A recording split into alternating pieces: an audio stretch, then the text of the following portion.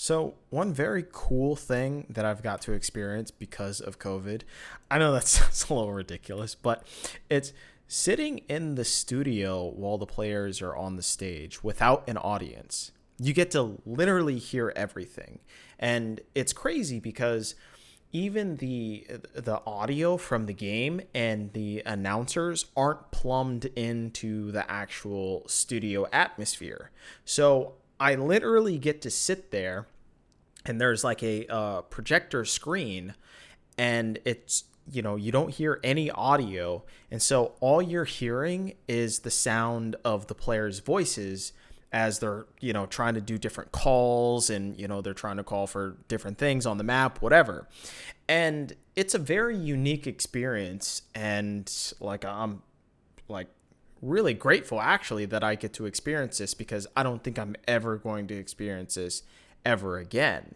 And so while I didn't listen to all the team's comms, as like I have to go and prepare for interviews or whatnot, right? So like I can't be right next to the stage or everything. But I got to listen to some team's comms, and it became very apparent which players are more vocal and which players don't say a whole lot. Now, I'm not going to tell you which players or which teams I actually got to listen to. I'm actually going to try and listen to all the teams, in fact, but I haven't gotten to all of them. But I found it very interesting that there are certain characteristics of certain players or certain teams, and that's why they function the way that they do. And one of the things that I see is over communication. So what's weird about over communication is the fact that when you do something like that, especially if you're in comms, in a video game, is that or just really anywhere, just when speaking to another person, is that naturally you don't want to interrupt them, right? There's just this natural inclination that when someone else is speaking, generally you don't want to interrupt them, right? And you can see this just in everyday normal conversation and whatnot. You just wait till someone finishes their point, or etc. Sometimes people get a little bit heated, and that's often how you can tell people get heated, is the fact that they're more willing to interrupt you, especially when it's a topic that they're like super passionate about or something. And I think that goes on with the team communication in game, and the fact that maybe a player saying something that is pretty useless, but it's the fact that you just don't want to interrupt them because, that's just natural human inclination. I think that's happening in a lot of these teams' comms.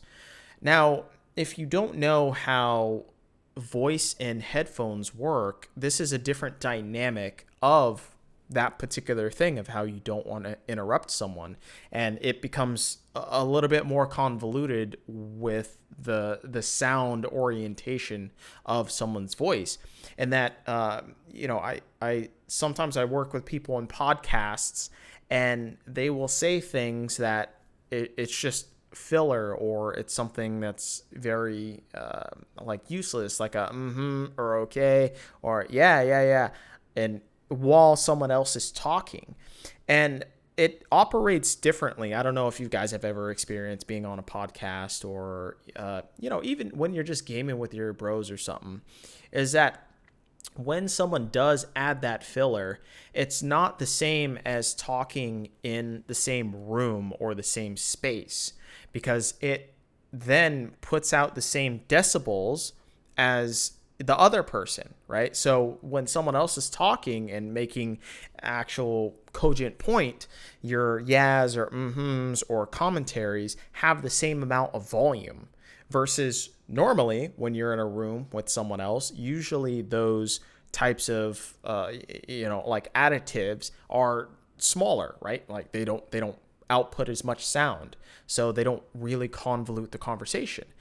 And so I don't think a lot of people understand how the voice works when it comes to being on a microphone, right? So when I hear some of these players add extra additives when they're speaking on team communications, I don't think they understand how it's affecting the spatial awareness of the human ear and how it actually operates. So I think that's heavily misunderstood, and that could easily correct a lot of comms and a lot of just theory about how to not clutter the comm so much. Now, there's another aspect that I also noticed, which is that good communicators do not get hype. Because when you get hype, you end up cluttering the comms massively.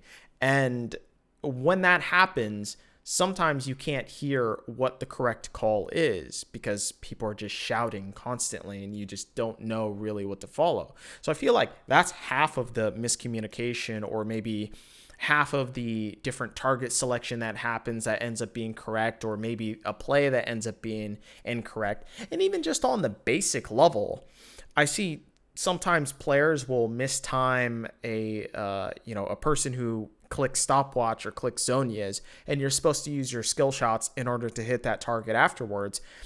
And I feel like every pro player should have that down, of the timing of the actual sound cue of when Zonias is almost over, or the sound cue when GA is almost over. But it's the fact that the comms are being so cluttered, and you should naturally have that timing kind of down by feel anyways, without the actual sound timing.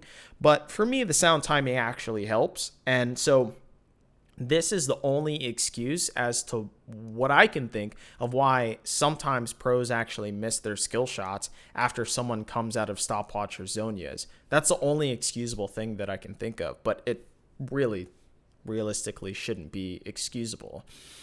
So with that, I like to relate it to this idea of company communication. So I work for a company and we go through emails a lot and whatnot, but the point of an email is that you should at least include the people that are relevant to the actual topic that you're talking about. You don't want to have someone in an email chain that it really largely has nothing to do with them, or it's just so high up on the food chain that, like, why the fuck would they care, right?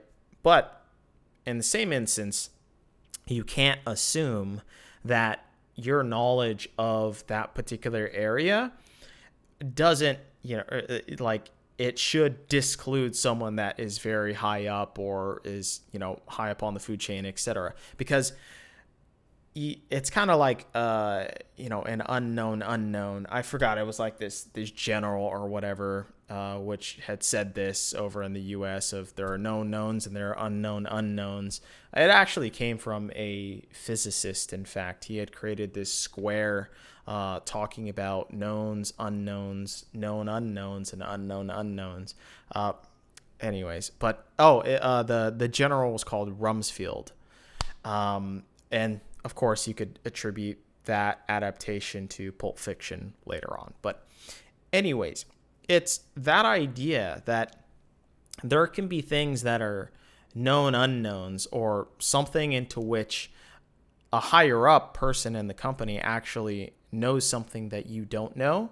And so there's this fine line of contributing, or I guess asking for a contribution from someone who may actually have more knowledge than you about that particular subject, but you don't know whether to include them in that conversation or not. And so herein lies the problem, I think, with team communication, is the fact that sometimes people feel like in team comms that they actually need to include everyone in that communication, or, they need to include like all this random shit that really has nothing to do with anyone else besides their own lane or whatnot. So, and they end up just communicating more things than they actually should, and over communicating, when in fact no one gives a fuck what they're saying, and it's clogging up the comms, and when someone else could actually be taking that time to actually say something useful for the rest of the entire squad, right? Like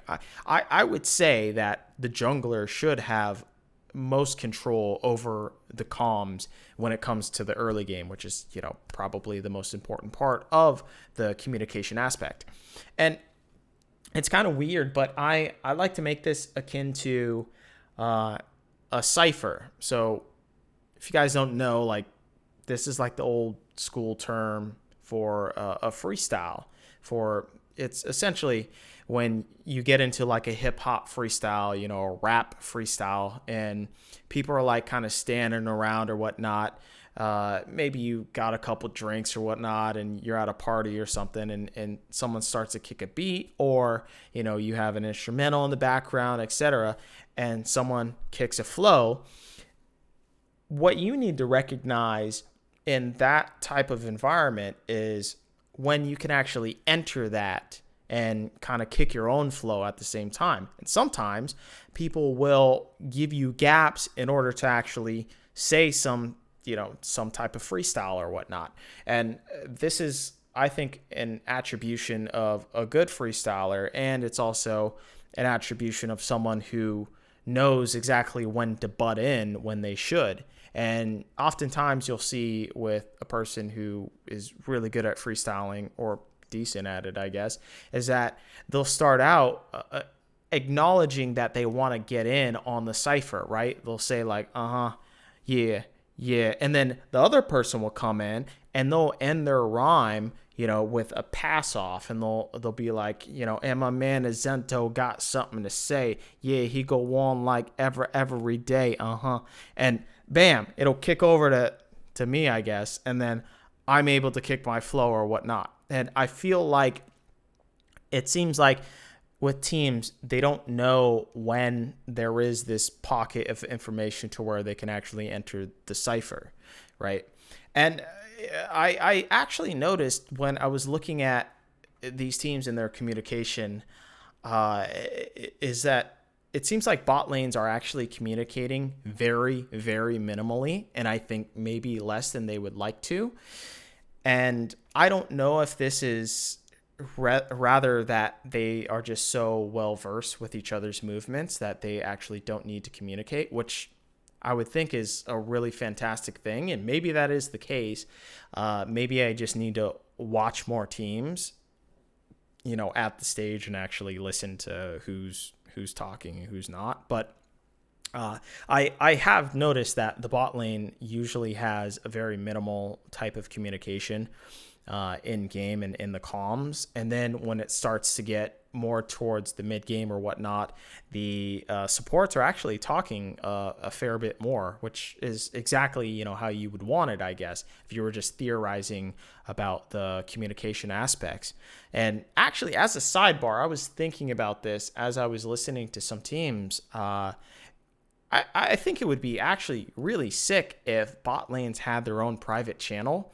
So not in the sense of they can't hear anyone else, but they could have it to where they have, two different buttons, one to communicate with just their bot laner or, their bot lane teammate, and then one to communicate with everyone else. But they hear everyone at the same time, so it doesn't matter. So it doesn't clog up the comms, and you can kind of talk to your bot laner anytime that you want. Now, realistically, you probably shouldn't need to do that anyways, because you should be on a fair level to where you understand each other. But I don't know. I just thought that would be kind of cool.